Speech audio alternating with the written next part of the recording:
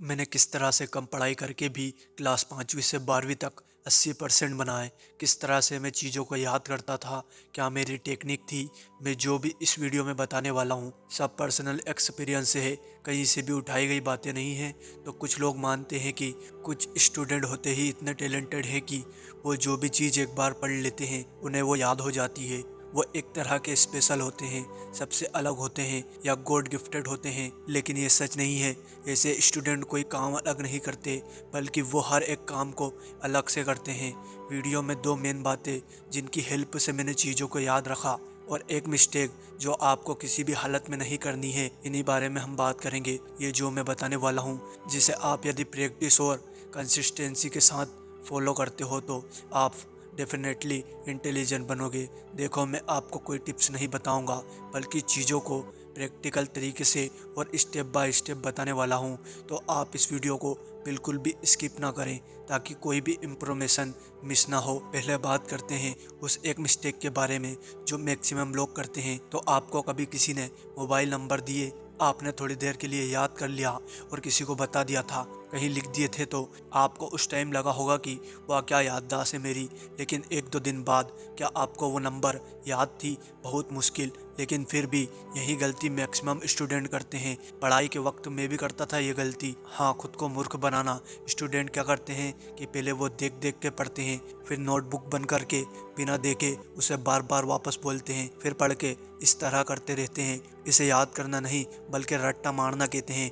ऐसा करने से आपको उस वक्त तो लगता है कि मुझे याद हो गया है, बट वो इंफॉर्मेशन उस वक्त हमारी शॉर्ट टर्म मेमोरी में स्टोर होती है, जो कि कुछ टाइम बाद कम होना शुरू हो जाती है।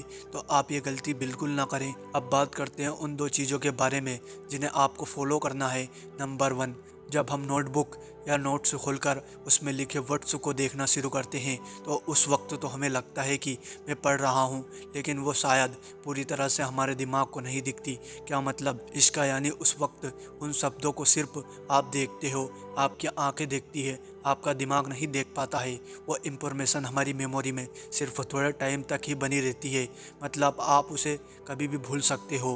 आप उसे एक दो घंटे के अंदर ही भूल जाओ, या फिर एक दो दिन के अंदर। अब ऐसा क्या करें जो टॉपिक या इंफॉर्मेशन हमने पढ़ी है वो ज़्यादा टाइम तक टिकी रहे हमारे मन में? तो इसके लिए आपको एक स्टेप आगे चलना होगा।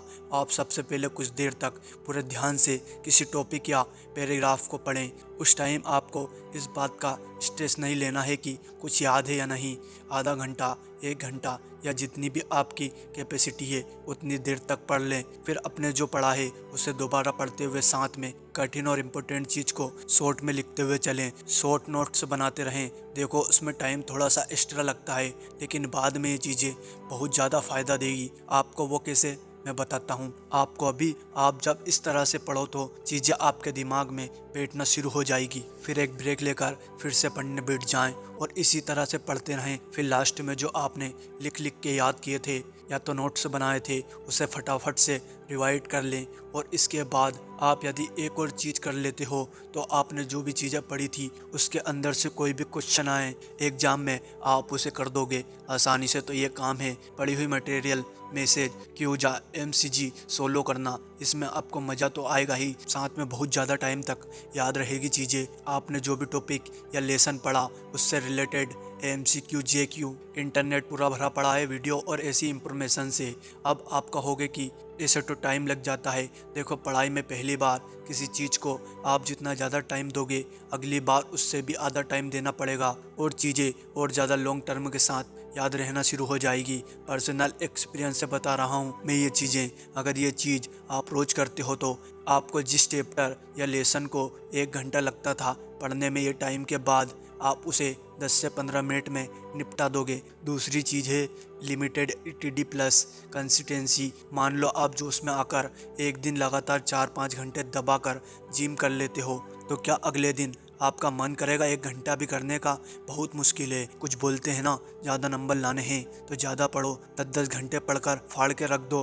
देखो, ये बातें सिर्फ सुनने में अच्छी लगती है, आपको स्मार्ट स्टडी करनी है। टॉपर भी यही करते हैं। यदि आप डेली आधा चैप्टर, आधा लेसन ही पढ़ें, लेकिन पूरे साल पढ़ते रहें, जब आपके एग्ज़ाम पास में नहीं हैं तब भी पढ़ते चलें। कुछ स्टूडेंट किसी दिन मोटिवेट होकर 8 से 10 घंटे पढ़ लेते हैं, लेकिन ऐसा वो ज़्यादा से ज़्यादा 2-3 दिन तक ही कर पाते हैं। जोश खत्म होते ही वो पढ़ना ही छोड़ देते हैं।